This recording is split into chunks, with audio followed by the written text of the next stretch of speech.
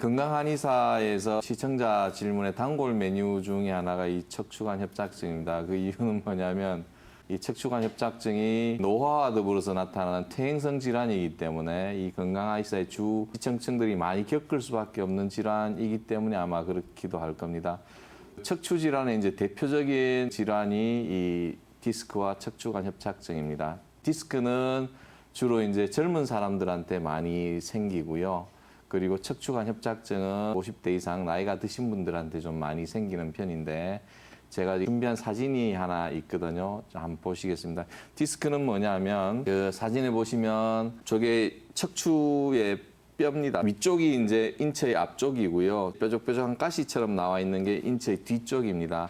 뇌에서 나온 신경들이 척추관을 통해서 쭉 내려오다가 척추 마디마디에 신경 다발들이 이제 전신으로 이렇게 퍼져나가는 그런 형식으로 이제 나타나 있거든요. 근데 디스크는 뭐냐 하면 우리가 외부의 어떤 충격이나 아니면 잘못된 자세 같은 것으로 인해서 이 디스크가 터지거나 아니면 변형이 되면서 안에 있는 수액이 탈출하게 됩니다. 그러면서 그 뒤쪽에 있는 신경을 압박해서 생기는 거고요. 주로 외상이나 이런 것들로 많이 생기는 거고, 척추관 협착증은 나이가 들면서 뼈나 근육이나 인대 같은 것들이 노화가 진행이 되면서 신경이 나가는 그 척추관이 좁아지면서 신경을 압박하게 되는 겁니다. 신경을 압박하는 양상 때문에 나타나는 증상들이 좀 비슷비슷하긴 한데요.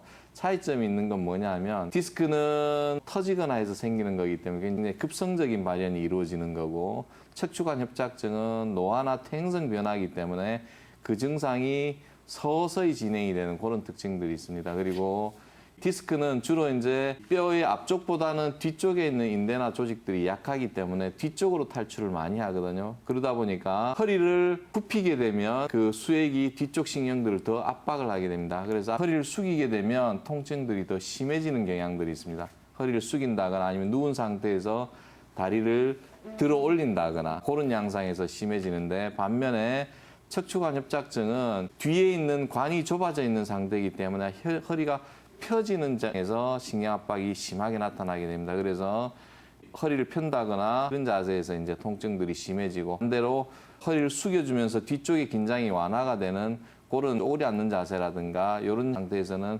통증이 좀 줄어드는 그런 형태가 있고요. 디스크는 허리의 통증들이 주로 이제 나타나면서 하지방산통이 부수적으로 나타나는 반면에 척추관 협착증은 주로 하지 쪽의 어떤 감각 이상이라든가 이 시청자분의 상담 내용처럼 허리 쪽이 저린 느낌, 둔한 느낌, 이런 것들이 이제 주요한 증상으로 나타나게 됩니다.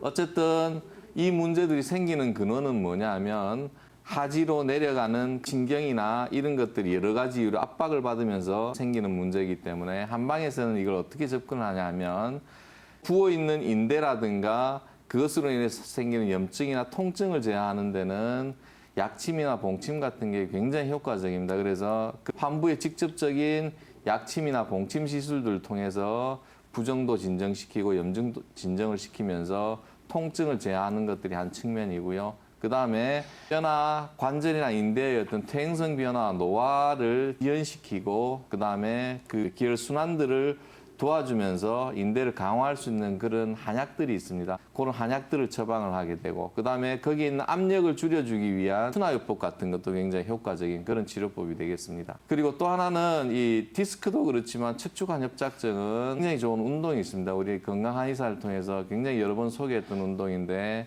의학적 절운동이라고 하는 것들이 관절 주변의 인대나 근육들을 강화시켜주면서 척추관 협착증을 치료하는 데 굉장히 도움이 되거든요. 그래서 시청자분이 연세도 있으시고 수술을 고려하기 이전에 이러한 약침 시술과 절운동 같은 것들을 통해서 한번 관리를 먼저 해보시는 게 어떨까 이렇게 권해드리고 싶습니다.